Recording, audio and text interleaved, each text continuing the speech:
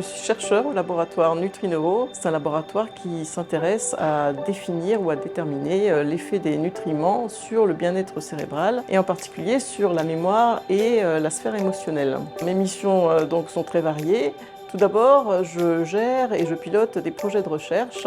J'exerce également des activités d'expertise. Je fais également partie de jurys de recrutement INRAE, par exemple, ou de jurys de thèse. J'encadre et je forme également des étudiants, quel que soit leur niveau. Puis j'ai d'autres missions collectives au sein du laboratoire. Je suis responsable du pôle communication. Une de mes dernières missions est de transférer et valoriser la recherche en établissant des collaborations avec des partenaires industriels, mais également en allant vers le grand public, en participant à des animations grand public comme la Fête de la Science ou la Semaine du Cerveau. Aujourd'hui, c'est important pour un chercheur INRAE de faire de la vulgarisation des sciences, c'est-à-dire finalement de faire connaître et de faire comprendre au grand public ce sur quoi travaillent les scientifiques et la recherche. Le but de la médiation, c'est aussi de sensibiliser le grand public, enfants comme adultes, à tous ces domaines de recherche, notamment des domaines de recherche aujourd'hui comme l'environnement qui touche un large public. Je travaille sur l'adaptation du vignoble bordelais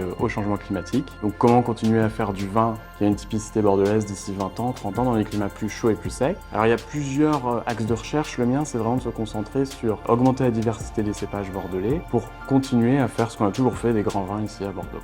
Je suis technicien de recherche aquacole. Mon travail s'effectue la plupart du temps en laboratoire ou sur le terrain. Je travaille au sein de l'unité Ecobiop qui étudie les poissons migrateurs, donc principalement la truite et le saumon. Ma fonction aux ressources humaines est cruciale pour le centre de Nouvelle-Aquitaine Bordeaux puisqu'elle touche le quotidien personnel et professionnel de tout le monde. À mes yeux, le technicien est assez indispensable en fait dans le monde de la recherche. Si le scientifique est l'architecte d'un projet, il va de la recherche de financement pour son projet jusqu'à l'interprétation des résultats. Le technicien, lui, est un petit peu les petites mains et assure le bon déroulé de l'expérimentation. Du coup, permet aux scientifiques de faire son travail.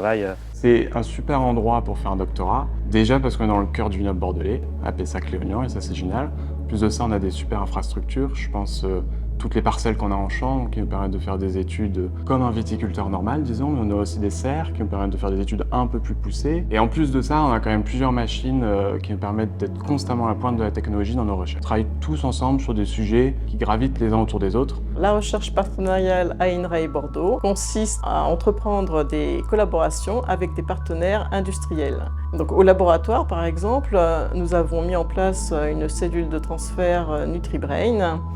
Et cette cellule de transfert est l'interlocuteur privilégié des relations avec les industriels. Les agents d'appui à la recherche sont essentiels pour accompagner les scientifiques, notamment pour leurs besoins en recrutement de nouvelles collaboratrices et de nouveaux collaborateurs pour faire avancer la recherche. Faire une thèse déjà, c'est un début de carrière professionnelle en soi, c'est passionnant parce que pendant 3 ans, on est amené à travailler sur un sujet qui nous intéresse de manière assez pointue et en plus c'est notre métier. Puis en plus de ça, une thèse, ça permet vraiment de gagner en maturité professionnelle, en indépendance, en esprit critique, et ce qui est vachement important après pour une carrière dans la recherche, que ce soit en privé ou en public.